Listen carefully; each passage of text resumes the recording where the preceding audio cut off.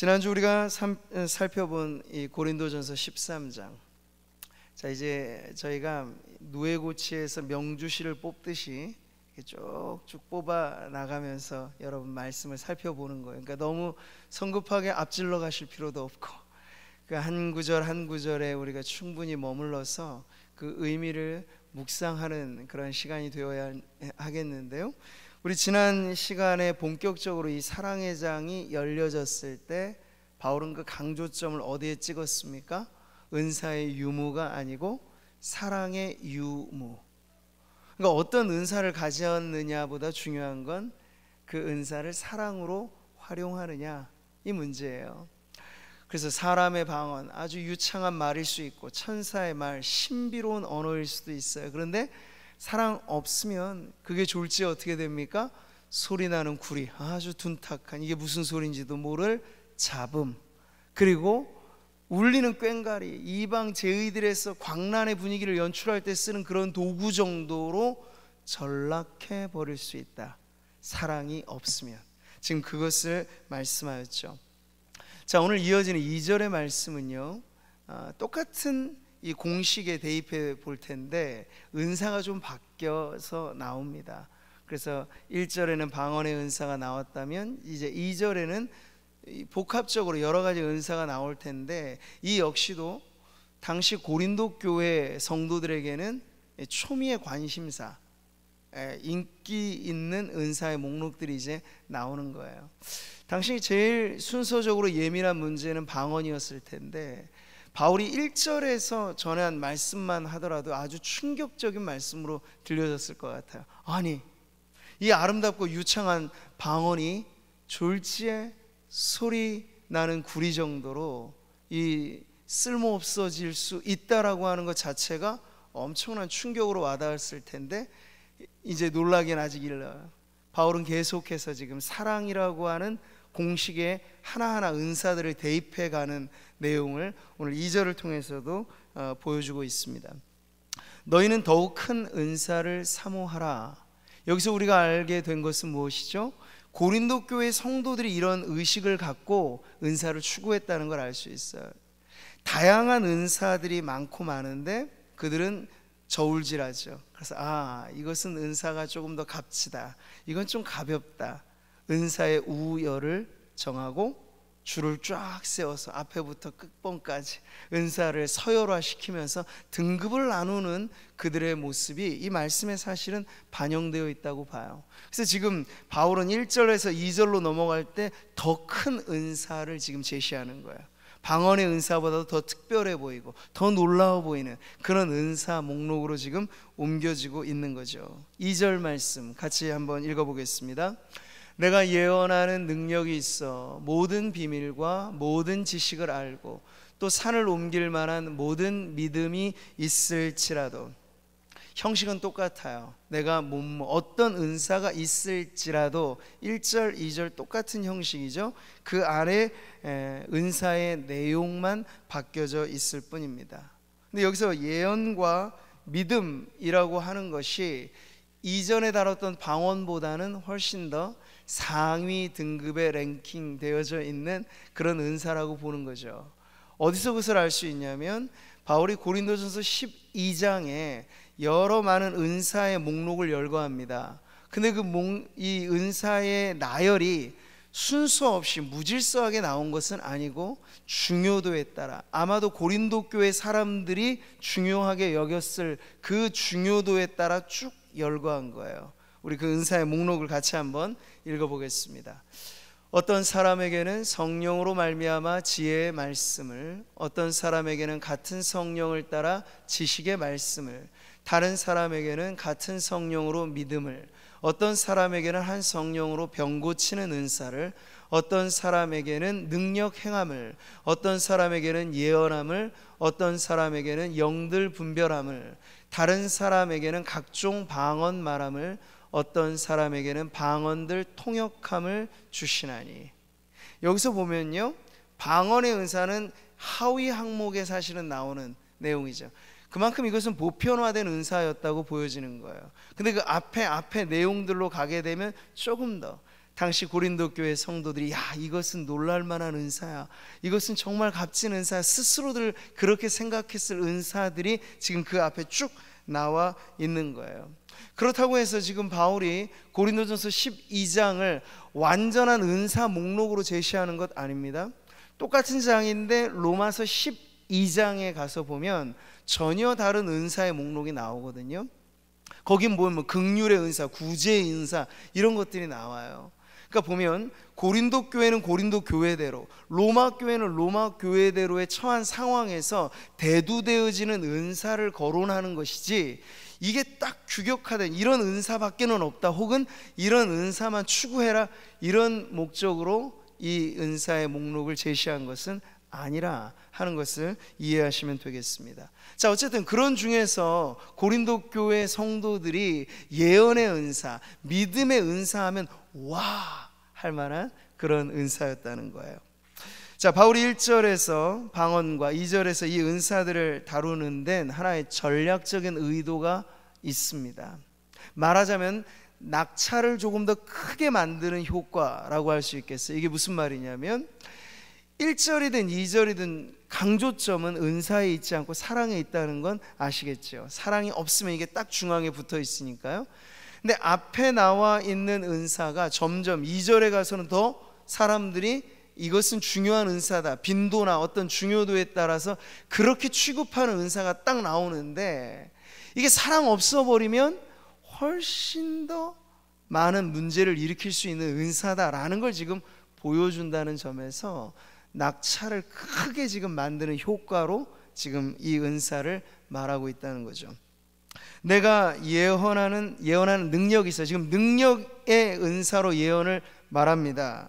자, 방언과 예언을 14장에서 비교할 때 바울 스스로도 방언보다는 예언의 우위성을 강조했어요. 이렇게 신령한 것들을 사모하되 특별히 예언을 하려고 하라. 당시 예언이라고 하는 건 하나님의 말씀을 적용하는 하나의 메시지로서도 볼 수 있어요. 근데 예언의 은사를 왜 더 높이 평가했냐면 그것이 공동체의 덕을 세우는데 더 활용 범위가 컸기 때문이죠. 예언하는 자는 사람에게 말하여 덕을 세우며 권면하며 위로하는 것이요. 근데 방언의 은사는 그렇지 않고 개인의 덕을 세우고 개인의 신앙을 돈독하게 하는데 이 방언이 쓰여진다는 점에서 방언보다 예언이 더 중요하다, 이렇게 지금 거론하고 있는 거예요.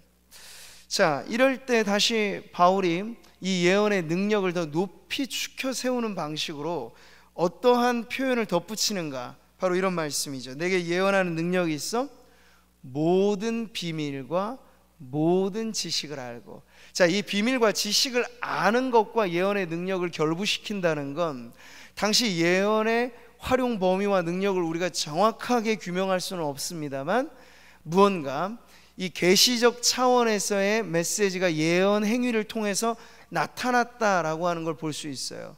왜냐하면 고린도 교회, 초대교회 당시의 상황은 신구약 성경 66권이 아직 완간되기 이전의 상황이기 때문에 임시적인 교회에 당면한 문제에 있어서 그런 계시적인 메시지가 때로 필요할 때가 있었다는 거죠. 그것이 예언이라고 하는 것을 통해서 나타날 수 있다는 것. 그리고 또 하나, 그리고 초대교회 성도들 모두에게 구심점의 신앙은 종말의 신앙이었는데, 어떤 이런 묵시적인 그러한 내용들을 말씀할 때 바로 예언의 모든 비밀을 알고 모든 지식을 아는 그러한 차원의 메시지도 바로 예언의 능력 안에 나타났다라는 것으로 볼 수 있는 거죠. 자, 그런데 지금 바울은 여기서 하나의 과장된 표현을 분명 사용하고 있는 거예요. 그냥 비밀이 아니고 모든 비밀을 안다고 말해요. 그냥 지식이 아니고 모든 지식을 안다. 이건 하나님 아니면 불가능한 거잖아요. 하나님만이 전지하신 분입니다. 인간은 어느 누구도 모든 비밀을 알지 못해요. 모든 지식을 안다고 말하는 그 사람은 가장 교만한 사람일 거예요. 근데 왜 바울이 그럼에도 불구하고 이 예언의 능력을 말할 때 모든 비밀을 알고 모든 지식을 안다고 말했을까? 그만큼 극적으로 이 예언의 은사를 표현해주고 있는 겁니다. 이와 같은 방식으로 다음에 나오는 은사도 그렇게 표현하고 있죠. 산을 옮길 만한 모든 믿음이 있을지라도. 그냥 믿음을 말하지 않잖아요. 모든 믿음이라고 해요. 모든 믿음도 그냥 모든 믿음이 아니라 산을 옮길 만한 모든 믿음이라고 말해요. 아주 계속 점층법적으로 강조해서 그 은사가 얼마나 돋보이는 은사인가를 지금 계속 보여주는 그런 의도를 갖고 표현하고 있는 거죠. 자, 예수님께서 이 믿음의 은사에 관해서 우리가 생각해 볼 때, 이게 구원받은 성도라면 누구나 믿음을 갖고 있는데 이걸 하나의 은사로도 말할 수 있는가라고 했을 때는 벌써 구원 얻는 믿음과는 구별되는 믿음에 대한 가르침인 걸 알 수 있죠. 예컨대 당시 교회의 성도나 그리고 교회 전체가 어떤 큰 난관, 여기 이 관용적인 표현이에요. 산을 옮길 만한 믿음이라고 하는 거. 그만큼이나 태산같이 힘든 문제가 있을 때, 아이고 죽겠다, 힘들다, 모두가 막 이렇게 움츠려 있을 때 누군가에게 담대한 믿음이 생겨서, 아니야, 우리가 죽으란 법은 없어, 하나님께서 분명 우리에게 이 난관을 돌파하게 주실 겁니다 라고 믿음의 담대함을 가진 성도가 있어서 교회를 이렇게 세워놓는데 그 믿음이 활용되어지는 경우, 이 믿음은 그냥 구원 얻는 믿음 종류가 아니고 역사하는 믿음이라고 표현될 수 있는 거예요. 예수님께서 겨자씨 하나일 만한 믿음에 대한 가르침을 주실 때 그 믿음이 바로 이런 것이죠. 같이 한번 읽어볼까요? 이르시되 너희 믿음이 작은 까닭이니라. 진실로 너희에게 이르노니 만일 너희에게 믿음이 겨자씨 하나일 만큼만 있어도 이 산을 명하여 여기서 저기로 옮겨지라 하면 옮겨질 것이요 또 너희가 못할 것이 없으리라. 제자들에게 하신 말씀이에요. 이미 예수님을 믿고 따르는 제자들. 그런데 그들의 믿음을 평가할 때 어떤 문제에 관해서는 예수님께서 꾸중을 하실 때가 있는데, 그럴 때 나온 말이죠. 어찌하여 너희 믿음이 이렇게 작으냐. 믿음의 크기를 논하시는 것 같이 들려지게 되는 거죠. 작고 큰 믿음. 그래서 큰 믿음, 작은 믿음, 이렇게 만약 표현이 될 수 있다면 그건 바로 활용적인 면에 있어서의 믿음의 은사로서 평가될 수도 있는 부분이라고 할 수 있는 거죠. 그래서 이때로부터 관용적인 하나의 표현이 붙는 거예요. 강력한 믿음의 능력을 말할 때, 야, 저건 산을 옮길 만한 믿음이야 라고 표현을 하는데, 지금 바울이 이런 의도에서 그것을 사용하고 있는 거죠. 만약 여러분 중에 지금 바울은 하나의 조건적인 가정입니다만, 우리 중 누군가 이런 엄청난 예언의 은사, 능력을 가진 성도가 있다면, 이런 엄청난 믿음의 은사를 가지고 정말 산을 옮겨버릴 만큼의 담대한 믿음을 가지고 있는 능력자가 있다면 여러분 어떨까요? 그분은 결코 조용한 삶을 사실 수 없을 겁니다. 교회 안에서 유명해지는 건 순식간이고요. 이곳저곳에서 제발 우리 교회 와서 간증 집회 좀 해주세요, 우리 교회 와서 부흥회 좀 인도해 주세요 하고, 그런 능력자들은 막 이리저리 스카우트하고 데려오고 난리를 칠 거란 말이죠. 그래서 전국적인 게 아니라 전 세계적으로 보세요. 여러분, 보통 유명히 여김을 받는 사람들은 저마다 하나씩은 능력에 이 강펀치가 있는 이 분들이 이리저리 다닌단 말이에요. 그렇게 순식간에 일약 스타가 될 수 있을 겁니다. 이 남다른 능력을 가지고, 출중한 능력을 가지고 말이죠. 자, 그런데 여러분, 오늘 말씀은 그렇게 돋보이는 예언의 은사, 그렇게 탁월해 보이는 믿음의 은사를 딱 추켜 세우려는 게 목적이 아닌걸, 우리가 그 다음 구절에 보면 나오는 거예요. 여기 하나의 공식이 대입되는 거죠. 1절도 2절도 그리고 3절도 마찬가지인데, 이 놀라우리 많지 특출난 믿음과 그리고 예언의 은사가 사랑이라고 하는 공식 안에 한번 넣어보자는 거예요, 바울은. 근데 그 사랑 안에 넣었을 때 사랑 없이 이 은사가 활용된다면 과연 어떻게 될까? 바로 그 내용을 지금 말해주고 있는 거죠. 있으면, 만약에 있을지라도, 그런데 없으면, 여기 있으면에 대한 가정은 은사들이고 없으면에 대한 공통점은 사랑이죠. 근데 이 앞에 지금은 두 가지만 예를 든 거지만 다른 예가 다 들어갈 수 있어요. 병든 자를 일으키는 신유의 은사나 귀신을 내쫓는 축사의 은사나, 근데 여러 많은 은사들이 다 이 안에 있을지라도 항목에 집어넣을 수 있어요. 근데 바울은 하나의 공식을 우리들에게 보여주는 거지. 그럴지라도 사랑이 없으면 이 은사가 어떻게 역전되고 어떻게 평가되는지를 한번 보여주겠다는 거죠. 사랑이 있고 없고의 기준에 따라 은사는 전혀 다른 의미로 전이되고 바뀌어진다라고 하는 게 오늘 2절에서도 중요한 내용인 거예요. 자, 오늘 2절의 말씀은 그래서 1절과 여러 가지 면에서 연관이 되어 있는데, 은사로서는 더 높은 등급의 은사가 제시됐고, 그런데 사랑이 없으면이라고 하는 공식은 똑같이 대입되고 차이점은 이제 나는 거예요. 1절과 2절의 가장 큰 차이점이 뭘까요? 1절에서는 방언의 은사가 사랑 없이 활용되어지면 부정적인 평가를 받게 되는데, 그 부정적인 평가는 은사 자체에 매겨지는 거예요.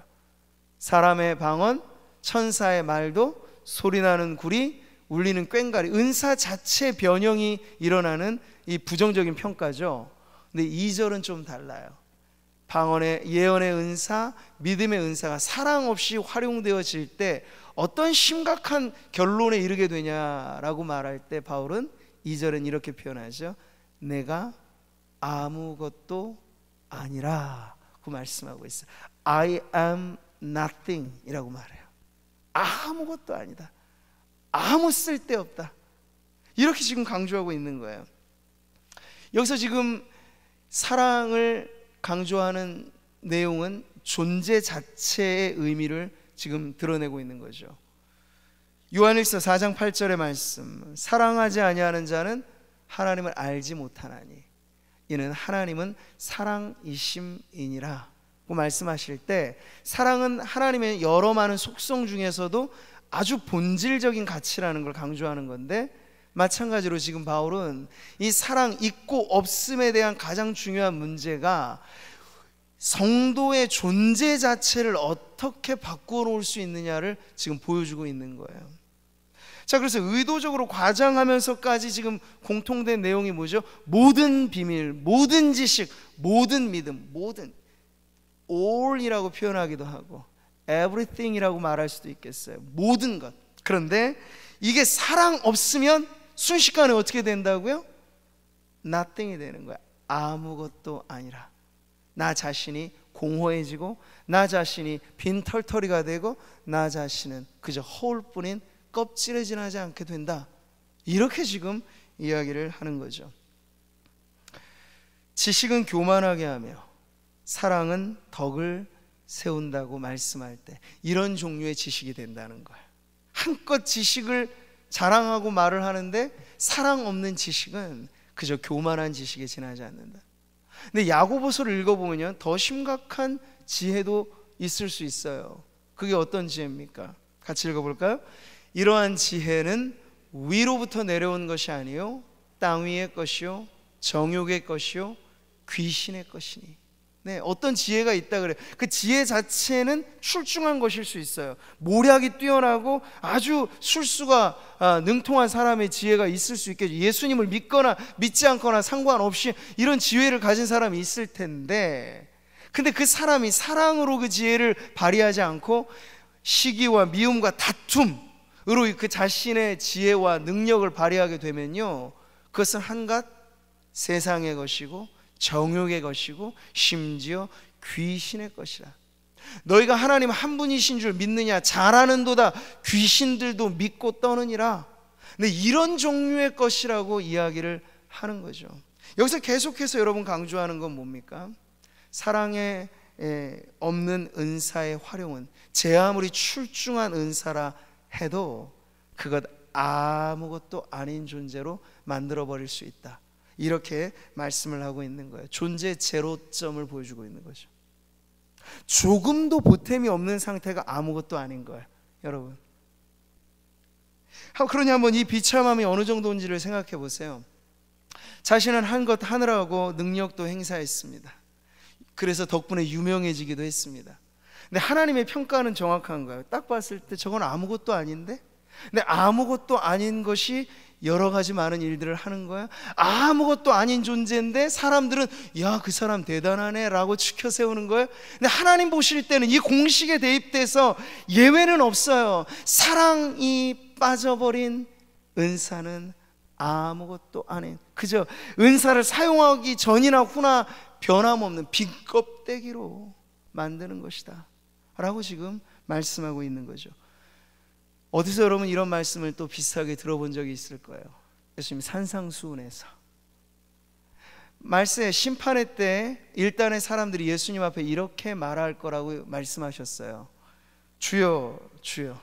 주님이라고 불러요? 영거펑? 우리가 주의 이름으로 선지자 노릇하고 선지자라는 직함을 갖고 선지자의 능력을 행했어요. 주의 이름으로 귀신을 쫓아내며, 이것도 엄청난 은사이죠. 주의 이름으로 많은 권능을 행하지 아니하였나이까, 이 말인즉 그런 능력을 행했다는 얘기예요. 그러니 우리 좀 알아주십시오. 우리가 이런 사람 아닙니까?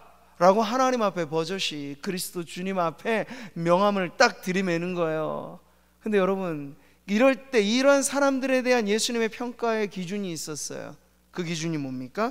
하늘에 계신 내 아버지의 뜻대로 행하는가 아닌가. 근데 하나님 어떤 분이시라고요? 사랑이시라고요. 하나님의 뜻은 무엇일까요? 사랑으로 행하라는 거예요. 근데 아무리 이런 능력을 행해도 그 사람이 사랑으로 행하지 않은 자라 판단이 되면 예수님께서 뭐라고 말씀하시는가 같이 읽어보죠. 내가 그들에게 밝히 말하되 내가 너희를 도무지 알지 못하니 불법을 행하는 자들아 내게서 떠나가라 하니라. 엄청난 말씀이죠. 내가 아무것도 아니요. 바울이 고린도전서에서 표현한 이 말을 예수님은 다른 의미에서 하신 거예요. 내가 너를 모른다. 주님이 모르신대요. 주의 이름으로 능력을 행한 사람들을. 주님이 모르신대요. 주의 이름으로 선지자 노릇을 한 사람들을. 주님이 모르신대요. 주님의 이름으로 귀신까지 쫓아낸 사람들을. 왜 모르신다 할까요? 하나님의 뜻대로 안 했기 때문에. 사랑이 그 안에 없으면 내가 아무것도 아니요. I am nothing. 여러분, 이 짧은 마치 이 경고성 메시지가 저와 여러분의 이 신앙의 여정에 늘 따라다니는 경고음이 되어야 할 줄 믿습니다. 우리는 부단하게 여러 가지 많은 활동을 통해서 나를 입증합니다. 그 능력치를 보이면서 내가 이러한 사람이야 라고 드러내고 싶습니다만, 지금도 여전히 여러분, 만약 아까도 가정을 했잖아요. 주님이 우리에게 이런 능력을 주신다면 이거 마다할 사람이 어디 있겠습니까? 좋다고 받고 싶겠죠. 그런데 아무리 기상천외한 전무후무한 능력을 갖고 있어도 그 사랑으로 행하지 않으면 그 능력만 나타날 뿐이지 나 자신은 빈 껍데기에 지나지 않는다. 바울이 말하잖아요. 내가 복음을 전한 후에 오히려 버림이 될까 두려워한다. 두렵고 떨리는 마음으로 구원을 이루라. 이런 모든 성경의 가르침 안에는 사랑 없는 능력, 사랑 없는 은사, 이 최후의 말로가 얼마나 비참할 것이다 하는 걸 보여주고 있는 말씀이에요. 오늘 말씀을 통하여 우리가 다다르게 되는 결론이 있습니다. 지금도 세상은 그들의 기준에 따라 능력을 평가하죠. 대학을 들어갈 때도 대학 수학 능력 평가, 직장에 들어갈 때도 여러분 이력서부터가 다 그 사람의 능력이 얼만큼 되냐를 보는 것. 능력으로 점수 매기고 능력으로 서열을 매기는 세상. 근데 여러분, 교회는 좀 다른 공동체여야 한다는 거예요. 그런 능력에 따라서 누군가 축혀 세워지고, 그런 능력에 따라 누군가 하찮게 여겨지고, 교회는 그런 곳이 아니라는 거예요. 교회는 사랑의 공동체여야 하겠습니다. 할렐루야. 그래서 교회가 발휘할 수 있는 능력은 다른 능력이 아니에요. 산을 옮길 만한 능력, 그리고 모든 비밀, 모든 지식을 아는 능력, 그보다 더 중요한 능력은 사랑, 바로 그 자체입니다. 사랑이 능력입니다. 우리 한번 따라해 보실까요? 사랑이 진짜 능력입니다. 사랑이 놀라운 능력입니다. 사랑의 능력으로 사십시오. 아멘. 네, 바로 이거예요. 우리 존재 자체가 유무에 해당될 만큼 아주 심각한 기준, 하나님을 사랑하고 이웃을 사랑하라 하신 말씀이 율법의 최고라고 말씀하셨죠. 이건 오고 오는 모든 세대에 적용되는 거예요. 사랑은 율법의 완성입니다. 구원받은 하나님의 백성 안에 가장 중요한 표징은 이 사랑을 통해서 규명될 것인데, 오늘 말씀을 한번 이 사랑의 번역기로 돌려보죠. 그러면 이렇게 말할 수 있어요. 내게 모든 비밀과 모든 지식을 아는 예언의 은사가 없을지라도, 나에게 산을 옮길 만한 큰 믿음의 능력이 없을지라도, 나 여전히 주님을 사랑하고 나 여전히 이웃을 사랑하여 내게 있는 작고 작은 이 은사, 보잘것없어 보이는 이 재능, 이것 가지고 섬길 수 있다면 나의 인생은 이미 하나님의 은혜로 꽉 찬 인생인 줄 믿습니다. 여러분, 이런 번역기가 여러분 안에 돌려지기를 바랍니다.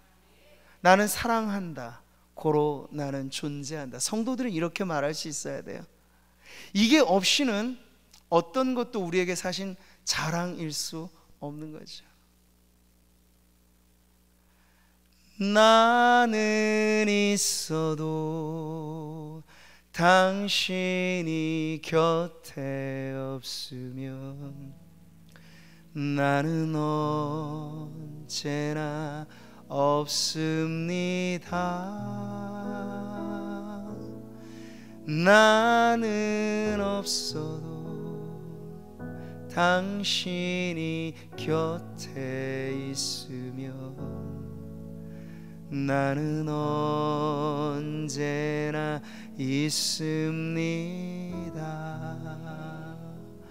당신이 계심으로 나도 있고,